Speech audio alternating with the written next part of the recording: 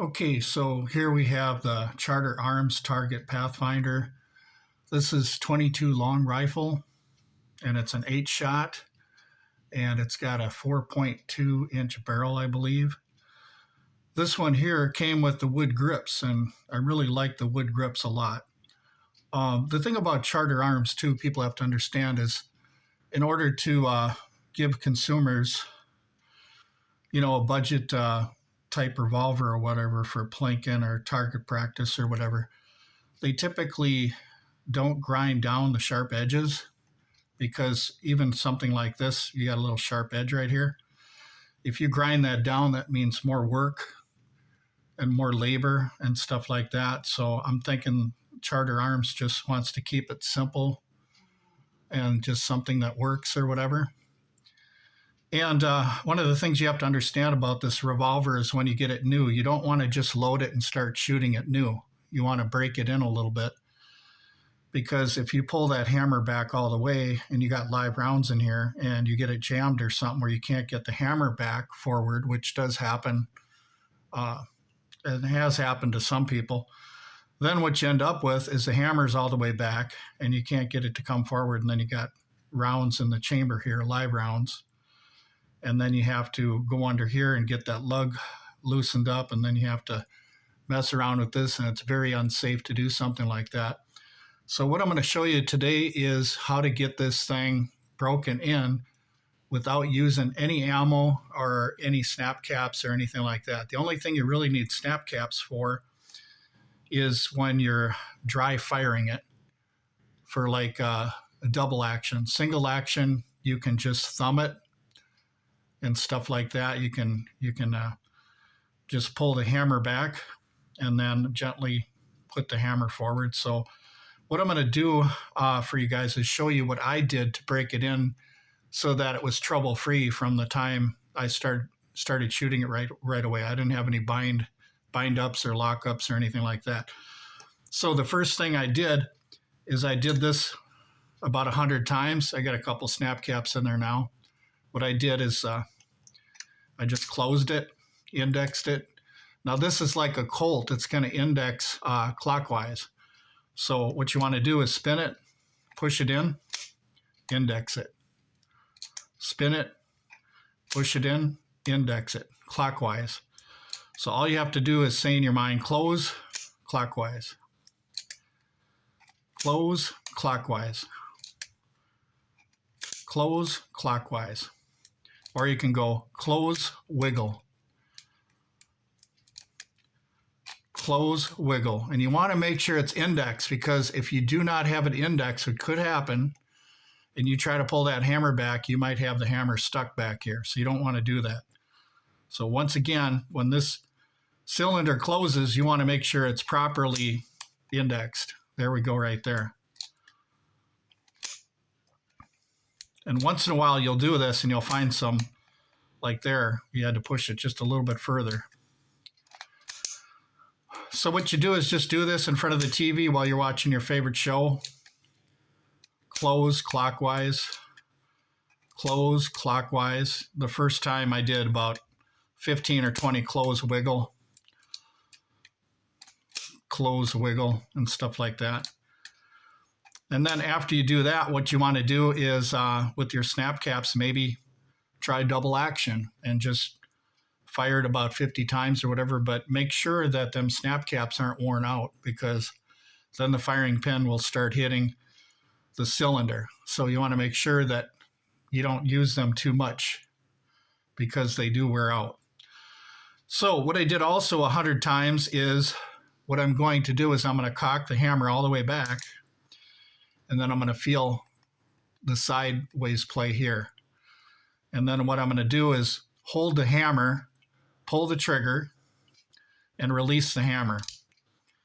And I'm going to do that about 80 times. And it does get tiring, but what it does is it kind of loosens it up a little bit.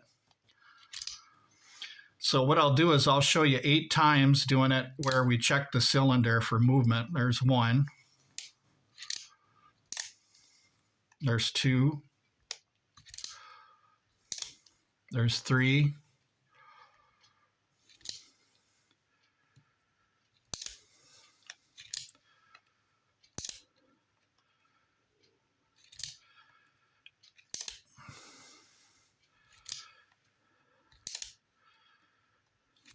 Okay, and if we look at cylinder gap, there isn't a whole lot of room in there, and that's kind of nice in some ways.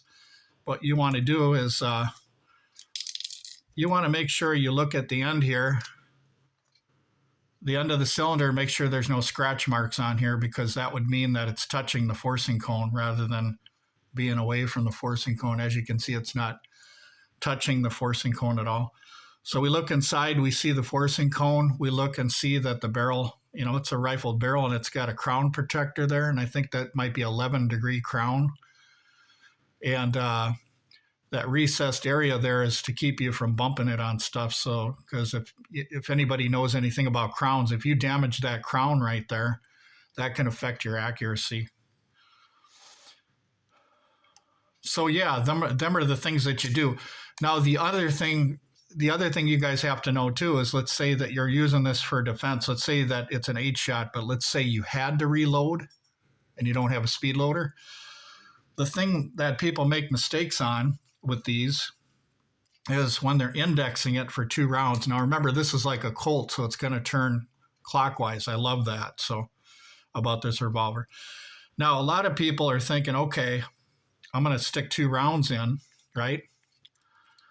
And they're going to face it so that 12 o'clock right here you can see how it's facing up right there, where they think that you can just join it like this. That's going to index a lot slower than doing it like this. I'm going to show you the best way to do it. The best way to do it is making sure that these 2 rounds are facing left, up and down. The temptation for people is to go like this. You don't want to do that, because it's going to take more to index it doing it like this. I know what you're thinking: 12 o'clock, 11 o'clock, 10 o'clock. It's going to take much more to index it when that chamber is up and down. What you want to do is you want to make sure that these 2 rounds are equal going up and down. You see that there? Because when you index it, then it's not that much. Just like that. See that? Side to side to prove it to you. All right. Watch it again. I'll do it a few times for you. Align it so that it's up and down. And I'm doing this looking through the camera, so it's a little tricky, but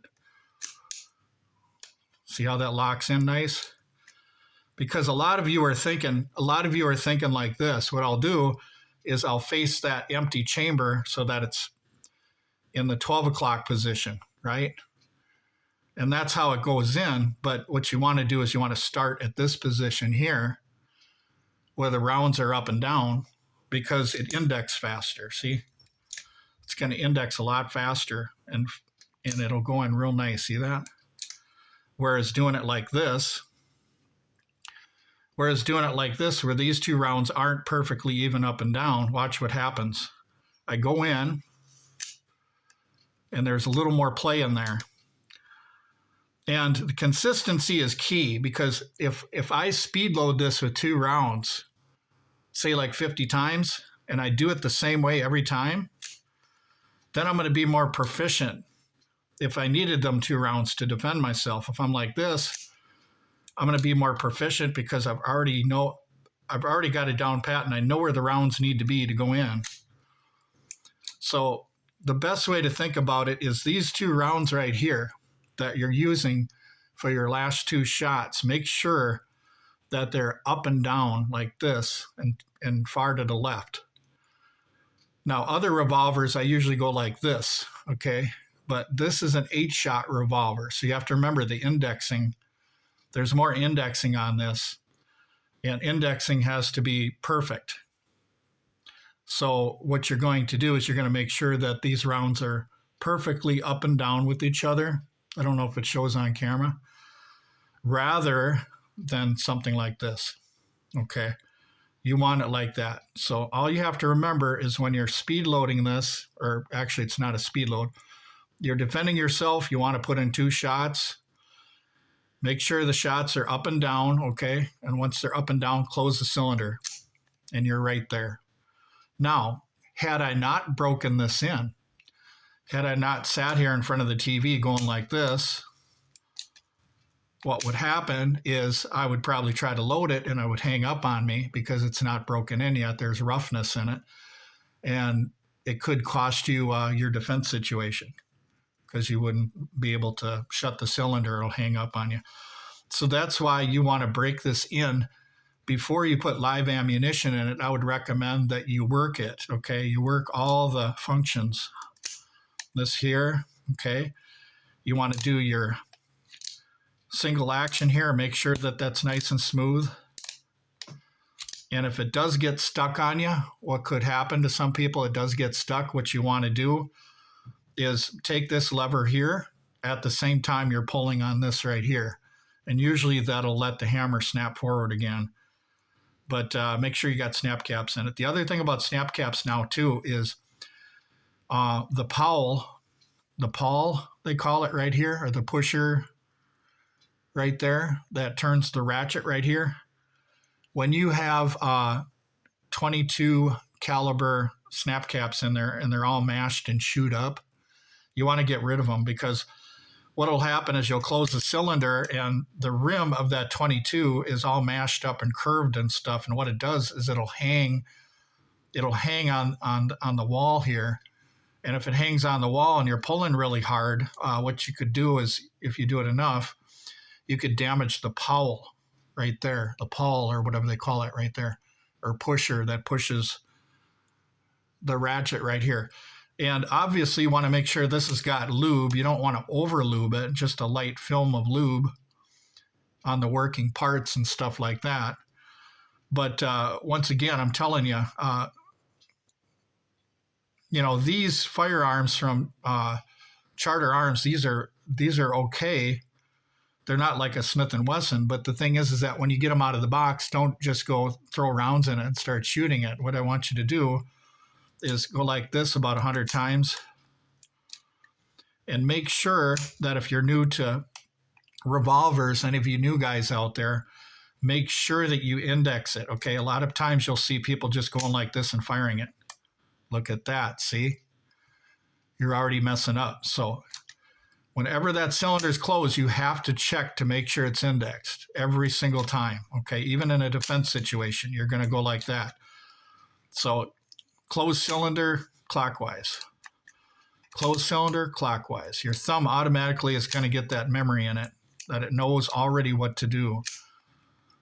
So you want to do that about 50 or 100 times in front of the TV or whatever, and just work it without any ammunition in it, because you don't want it to hang up and get stuck when there's live rounds in here for a safety concern. So there is a safety issue with these handguns because they're rough from the factory, and they're also rough on the outside, like sharp edges and stuff like that. But that's so that they don't have to throw a bunch of labor into it, because it's going to cost you a lot more money.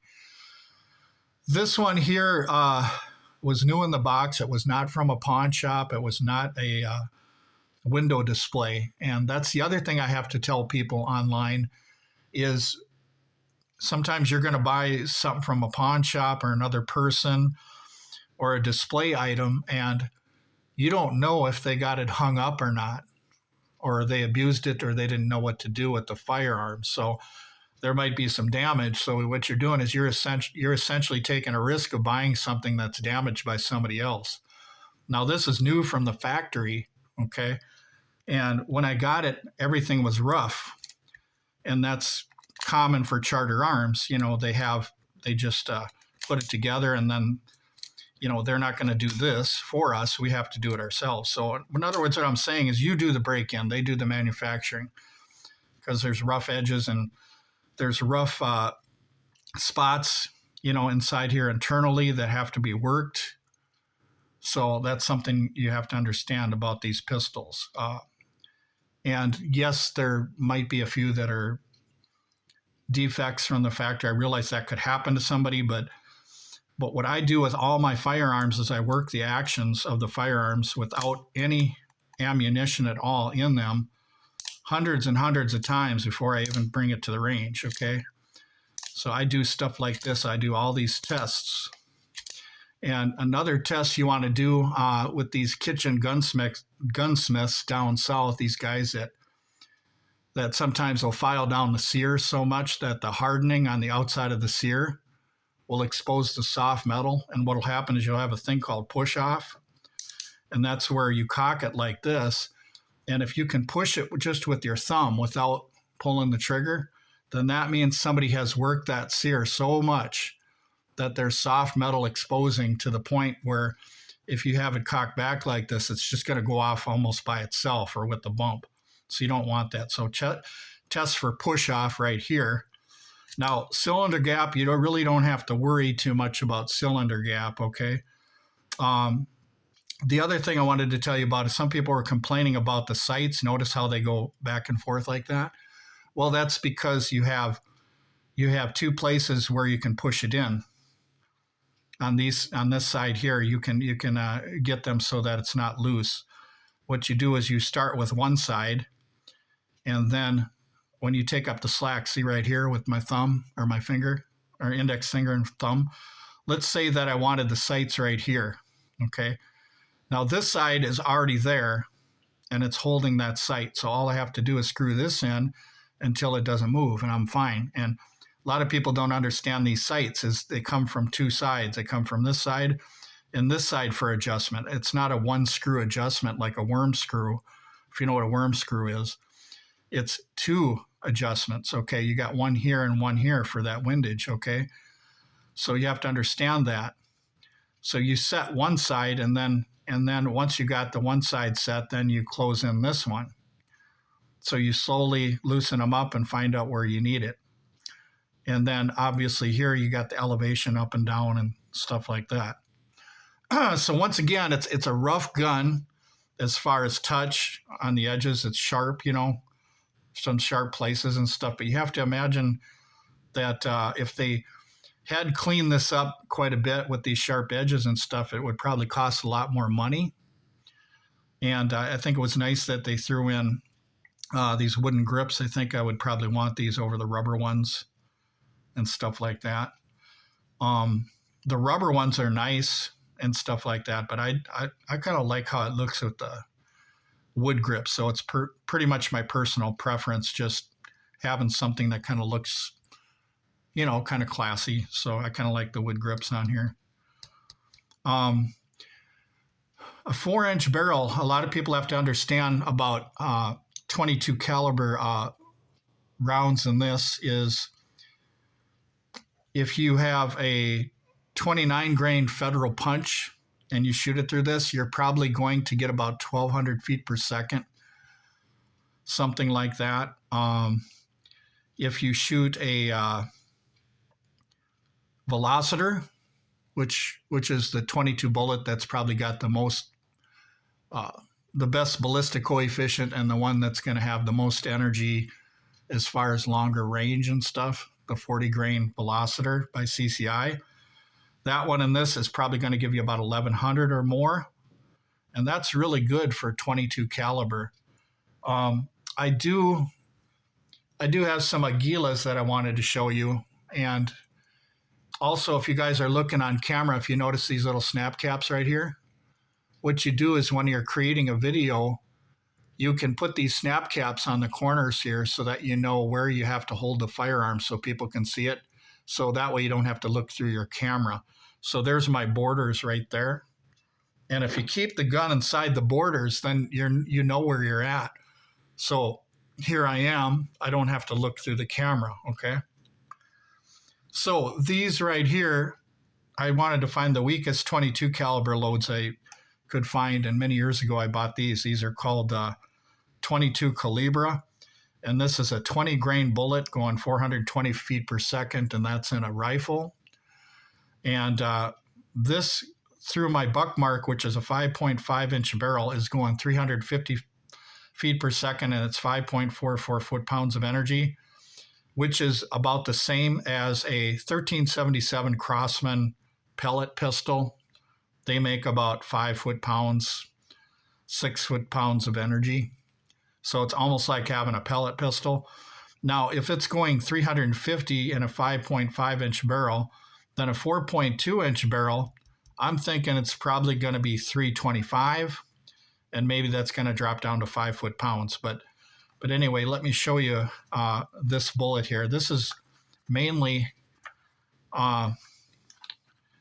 functioning off just the primer. And here it is right here. Now it is shorter than a 22 long rifle. It's in between a 22 short and a 22 long. So that case is shorter than your average 22. So let me grab a 22 for you. Syntec round by Federal, 40 grain CCI, high velocity. And you can see, oh, okay, my mistake, the brass is the same length. Okay. My mistake, the brass is the same length. It was an optical illusion because I figured that if the bullet is shorter, that the casing is going to be, and it's not true. So, all right, so basically you got a 22 casing, the same casing, just a shorter bullet. So that's 20 grains right there. So there we go. But yeah, I wanted to show you these. They had pallets of these many years ago. I think 2020 or something like that. Yeah. 2020, they had pallets of these things literally that were all over the country. I should have grabbed a lot of these because these are super quiet and they're not that powerful and stuff, but they're fun for just short plinking, where you don't want a lot of noise and stuff like that. And I'll show you what this looks like hitting a board. If I can find my board.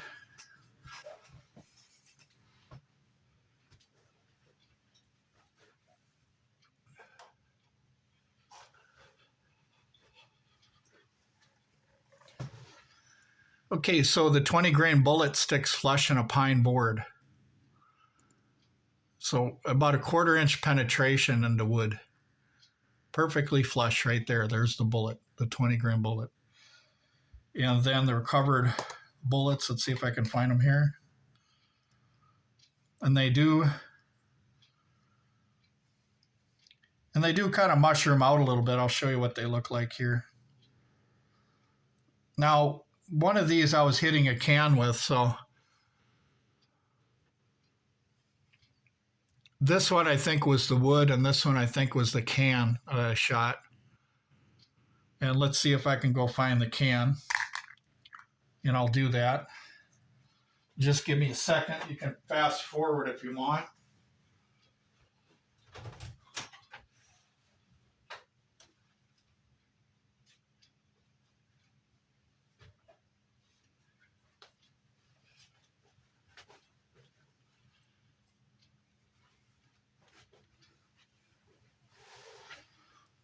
Okay, this is a Walmart soup can. They're a little bit thinner metal, but it's still a soup can. So the bullet went through here and actually came out the other side, which is quite interesting for a weak round like that. And then I did a back shot. This metal is a lot stronger than this, and it went through this. This is probably equivalent to 2 of these or 2 of these metal parts or metal things that go around here. So the metal on this part here is much weaker than the top, is what I'm saying. So it's like having 2 of these stamped together. So it's a little harder to get through there, but look what happened. It got through. So yeah, just because it's going 350 feet per second, 20 grain, 6 foot-pounds of energy, it doesn't mean that it can't do anything, because it still can. I'm sure that is going to stick inside you and stuff, so you want to be careful. Just like air guns and stuff, they always say they're not toys, and that's true. Just because they don't have a loud pop, it doesn't mean it's not going to go through you. So you want to be careful with everything that you shoot, whether it's air guns or whatever. You have to know that these will break the skin, is what I'm saying. So don't be doing dumb things with these weak 22 rounds here, all right? So once again, here's what they look like. I hope they get the new orders coming through so I can buy some more of these. Now there is another brand, or not another brand, but there's another type that's higher velocity in this, and I think it's 520.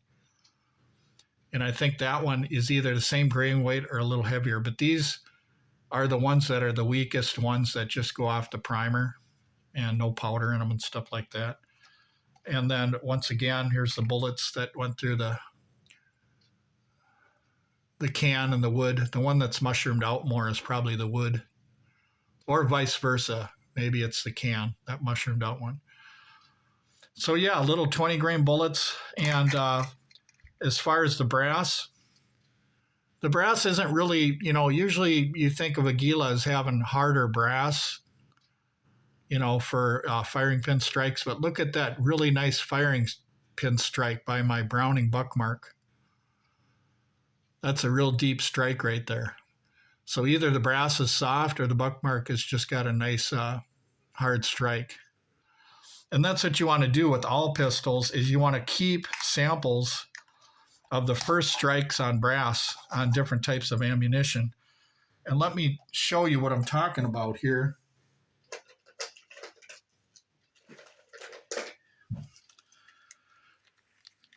See right here, this is my Chiappa.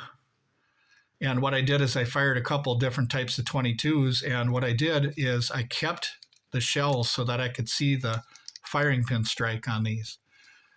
And that's one way you can indicate where in a firing pin, is looking at the very first rounds you shot, and then the ones thousands of rounds later.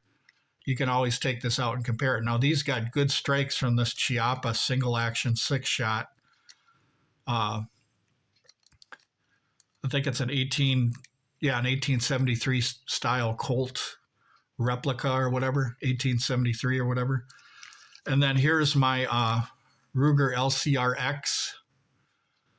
This is the Ruger LCRX 6-shot 22 Magnum. And if you look on here, I don't know if you can see that, the strikes are, instead of a kind of like a square or rectangle shape, these are more of a round type strike, almost like a little, BB indentation or something. So Ruger's firing pin is kind of a round type firing pin.